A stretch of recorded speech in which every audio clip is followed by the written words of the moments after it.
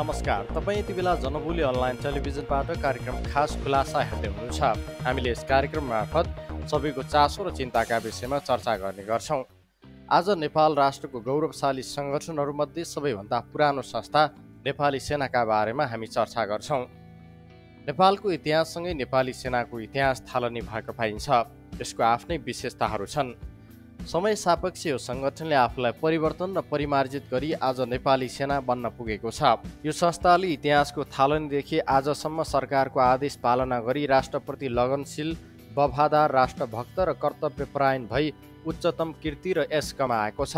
नेपाली युवा चाहे आफ्नै राष्ट्रको सेनामा हुन् चाहे विदेशी सेनामा, आफ्नो इमान्दारिता, कर्तव्यपरायणता र निस्वार्थ सेवाले वीर गोर्खाली भनी इज्जत कमाएका छन्।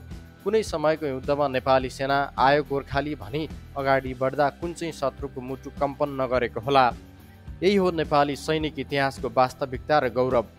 प्रागैतिहासिक कुरुक्षेत्रको युद्ध भूमिदेखि 20औं शताब्दीको फकल्यान्डसम्म वीर नेपालीले आफ्नै पौरख देखाउँदै आएको सत्य र तथ्य हामी सामु छ। नेपाली वीरहरू बरु प्राण अर्पण गर्न तयार हुन्छन् तर पछि हट्दैनन्। यही वीरताको गाथा बोकेको छ नेपाली सेनाले। प्राचीन नेपाली सेनामा पैदल, घोडचढी र हात्ती सेनाहरू मात्र थिए। 5औं शताब्दीमा पश्चिममा गण्डकी नदी पारीका विद्रोही सामन्तहरूलाई दबाउन पैदल र हात्ती सेना प्रयोग गरिएको थियो भने 8औं शताब्दीमा नेपाली घोडचढी फौजले उत्तर भारतमा आफ्नो पुरुषार्थ देखाएका थिए।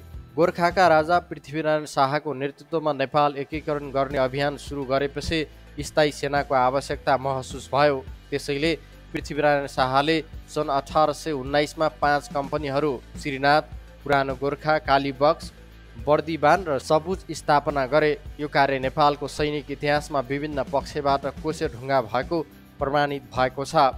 विक्रम सम्वत 1559मा भगीरथ पन्तको नेतृत्वमा खडा भएको गोर्खाली सेनाले परम्परागत रूपले सैनिक व्यवस्था कायम गरी आएकामा 203 वर्षपछि मात्र नेपाली गोर्खाली सेनामा पहिलो पटक पाश्चात्य पाराको 100 नाल हतियारको 100 जना सङ्ख्या रहने गरी कम्पनी खडा भएको थियो। पृथ्वीनारायण शाहले विभाजित देशलाई सङ्गठित गर्ने नीतिमा लागे। नेपालको इतिहासमा पृथ्वीनारायण शाह र उनका उत्तराधिकारीहरू जुन किसिमले युद्ध कला र रणनीतिमा लगनशील भई दक्षता हासिल गरे, त्यसैको फलस्वरूप गोर्खाली सेनाले सफलता हासिल गर्दै अगाडि बढ्यो। 3 नेवार मल्ल राजाहरू भक्तपुरको युद्ध विक्रम सम्वत 1826 पछि अन्त्य भए।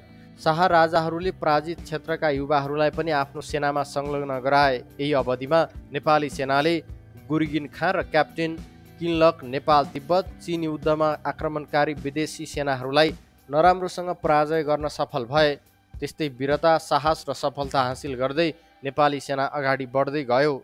पृथ्वीनारायण शाहले युद्धमा देखाएको बहादुरी, रणकौशलता र दक्षताको आधारमा पदोन्नति गर्ने नीति अपनाएकाले नेपाली सेनामा कार्यकुशलता र सफलता हात पर्दै गयो। यस्तो नीति फ्रान्समा नेपोलियन बोनापार्टले अपनाएका थिए, तर नेपालमा भने भीमसेन थापा मुख्तियार र जनरल भएपछि जनरल कर्नेलको पद आफ्नो परिवारमा सीमित राखी कम्पू तथा पल्टन पनि आफ्ना पिता र भाइ भतिजको मातहतमा राखे। साथै कोत पर्वपछि राणा परिवारको उदय भयो र सेनामा पदोन्नतिको नीतिमा आमूल परिवर्तन गरियो। राणा शासकहरूले सैनिक उच्च पदहरू आफ्नो परिवारको एकलौटी अधिकार कायम गरे। नेपालको इतिहासमा कुनै पनि युद्धमा सरिक नभई जनरल र प्रधान सेनापति पद पाउने प्रथम व्यक्ति भीमसेन थापा नै थिए।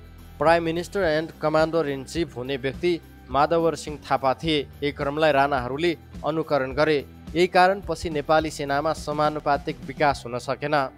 विभाजित नेपाललाई एकीकरण गर्ने अभियानमा द्रुततर गति आएपछि नेपाली सेनामा सङ्ख्यात्मक वृद्धि गर्न आवश्यक हुन गयो।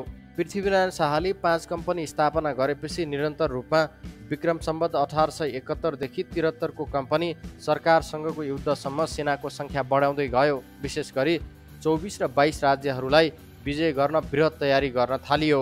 सोही अनुरूप विभिन्न नयाँ कम्पनीहरू गठन गरिए। अझ छिमेकी देशहरूसँगको युद्धकालमा स्थायी सेनाले मात्र नपुगी झारा प्रथा अस्थायीद्वारा सङ्ख्या सेनाको सङ्गठन गर्नु परेको थियो। नेपाल कम्पनी सरकारको युद्धपछि तेस्रो नेपाल भोट युद्ध विक्रम सम्वत 1911 बाहेक नेपालले कुनै पनि बाह्य युद्धमा सरिक हुनु परेन। नेपाली सेनाले आफ्नो राष्ट्र, राष्ट्रियता, सार्वभौमसत्ता र स्वतन्त्रताका लागि मात्र होइन, नुनको सोझो गर्न पनि त्यत्तिकै बहादुरी र साहसका साथ आफूलाई युद्धमा होमी आफ्नो वीरता देखाएका थिए र देखाउँदैछन्। विदेशी सेनामा भर्ती भएका नेपाली युवाहरूले खचाएका युद्ध क्षेत्रमा बडा संयमतापूर्वक आफ्नो कार्य सम्पन्न गर्न कहिले पछि परेका थिएनन्। उनीहरूले विशेष गरी ब्रिटिस गोर्खा रेजिमेन्टमा काम गर्दा जुन इमान्दारी र बहादुरी र कर्तव्यपरायणता देखाए त्यसैबाट विश्वको सैनिक इतिहासमा ख्याति प्राप्त गरेका हुन्। त्यो बेलाका जर्मन सम्राट विलियम कैजर समेत गोर्खाली सेनासँग डराउँथे। प्रथम विश्वयुद्धमा नेपाली सेनाले देखाएको बहादुरी र प्रभावले दोस्रो विश्वयुद्ध अगाडि नेपाललाई आफ्नो पक्षमा लिई वीर गोर्खालीलाई आफ्नो सेनामा समावेश गर्ने भित्री मन्साले प्रधानमन्त्री युद्ध समस्यालाई जर्मनी, इटाली, जापान, फ्रान्स आदि विभिन्न देशबाट तकमाहरू प्रदान गरियो। तर नेपालीहरू आफ्ना छिमेकी हितैषी अङ्ग्रेज सरकारहरूलाई सहयोग गरी नेपालीहरूले तत्कालीन ब्रिटिस गोर्खा फौजबाट विभिन्न युद्धमा अतुलनीय बहादुरी तथा साहस प्रदर्शन गरे बापत ब्रिटिस साम्राज्यले अति गौरवमय तकमा भिक्टोरिया क्रस प्रदान गरेको थियो। त्यसै गरी नेपाली सेनाबाट लड्ने योद्धाहरूले मिलिटरी क्रस तकमा पाएका थिए। नुनको सोझो गर्नु नेपाली जातिको महान विशेषता हो। स्वतन्त्र भारतलाई पनि समस्या पर्दा नेपालले सैनिक सहयोग प्रदान गरेको थियो। सन् 1965 भारत पाकिस्तान युद्ध हुँदा भारत स्थित गोर्खाली सेनाका जवानहरूले निडरताका साथ युद्ध भूमिमा सहभागी भई आफ्नो जीवज्यानको बलिदान दिई कर्तव्यपरायणताको सराहनीय परिचय दिएका थिए। त्यस्तै प्रकारले फकल्यान्डको रणभूमि, इराक तथा अफगानिस्तानमा समेत अति सराहनीय भूमिका खेलेका थिए। यसरी नेपाली जवानहरूले विश्वका विभिन्न रणभूमिमा अति साहस, पराक्रम, बहादुरी र रणकौशलता देखाई नेपालीलाई वीर गोर्खालीहरूको देश भनी चिनाए। शासनको बागडोरमा रहेकाहरूले नेपाली युवालाई जीविकोपार्जन गर्न पाइने स्थिति स्वदेशमा खडा नगरिदिएकाले ती वीर युवाहरूले विदेशको सेवामा लागेर कहिले पनि विश्वासघात गरेनन्। नेपालीहरूको विशेषता हो उनको सोझो गर्नु। विक्रम सम्वत 1616 देखि आजका दिनसम्म 465 वर्ष नेपाली सेनाले अविच्छिन्न रूपले नेपाली माटोको खातिर नुनको सोझो गर्दै आएको छ। तपाईलाई यो भिडियो कस्तो लाग्यो कृपया जस्तो लाग्यो त्यस्तै प्रतिक्रिया दिन नबिर्सिनुहोला। यदि तपाईँ यो भिडियो युट्युबमा हेर्दै हुनुहुन्छ भने हाम्रो च्यानल सब्स्क्राइब गरेर नजिकै रहेको बेल आइकन थिचेर अलमा क्लिक गर्नुहोला। यदि फेसबुकमा हेर्दै हुनुहुन्छ भने कृपया हाम्रो पेज लाइक गर्नुहोला। नयाँ समाचारका लागि www.janaboli.com भिजिट गर्नुहोला।